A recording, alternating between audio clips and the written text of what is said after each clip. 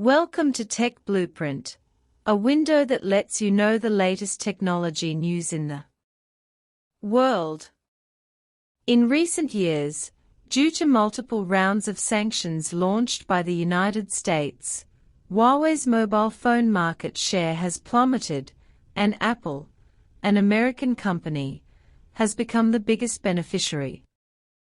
It has seized the opportunity to occupy the market share vacated by Huawei, and its domestic sales have been greatly improved.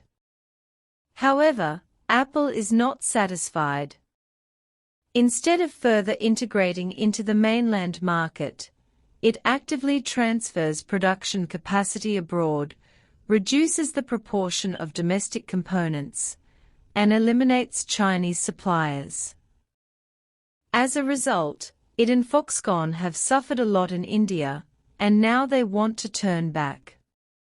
In the past few years, when Huawei's mobile phones have been basically silent, Apple's market share in the mainland market has continued to rise, and its revenue and profits have repeatedly set new highs.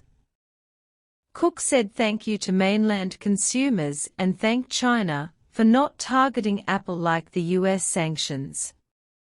However, Apple is not satisfied. It did not continue to deeply integrate into the mainland market, but instead played its own tricks. The first is to exclude some Chinese companies from Apple's supply chain. Many companies such as Ofilm and Gertec were suddenly kicked out of the Apple chain by Apple, which caused these companies' revenue and stock prices to be seriously affected, almost bringing them to the brink of collapse. The second is to continuously reduce the proportion of domestic components used in iPhone phones. The value of parts provided by suppliers in mainland China once reached 20%, but now the proportion of mainland parts used in new iPhones is only 2%. Another thing is that Apple continues to promote the relocation of its supply chain.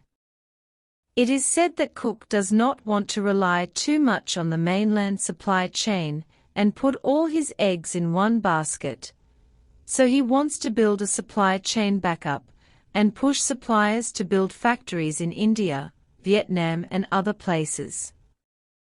The reason why Apple does this is probably because it is an American company and is responding to the US's requirements to reduce its dependence on the mainland.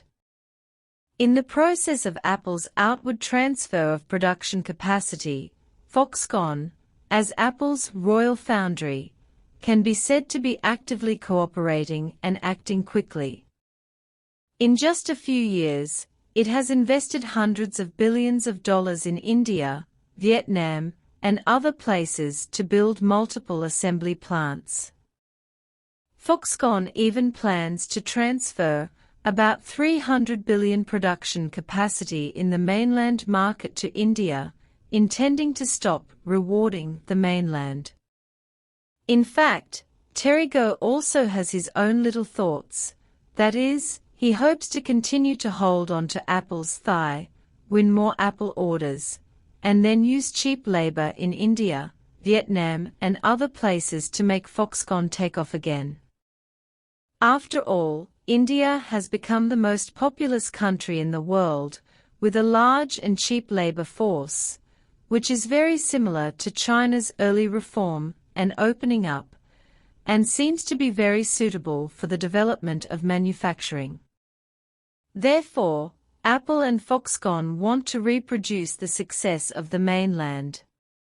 However, what they did not expect was that some problems exposed in the Indian market made their development quite unsmooth. In recent years, Foxconn factories in India have successively encountered a series of problems such as workers' strikes, looting, fires, power outages, and network outages. They have realized that the Indian market is not only imperfect in terms of industrial chain, but also in terms of business environment and supporting equipment. The most important thing is that the quality of workers is generally low.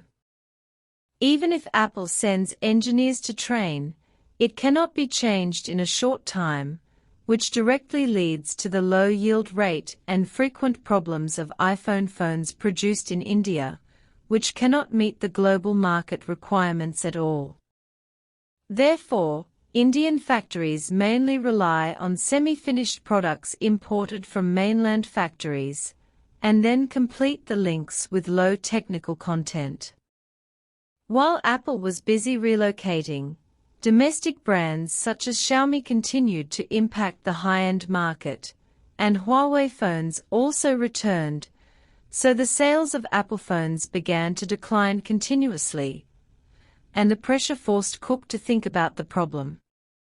According to relevant statistics, Apple's sales in China in January this year have dropped to 5th place, and it is the only brand with declining sales.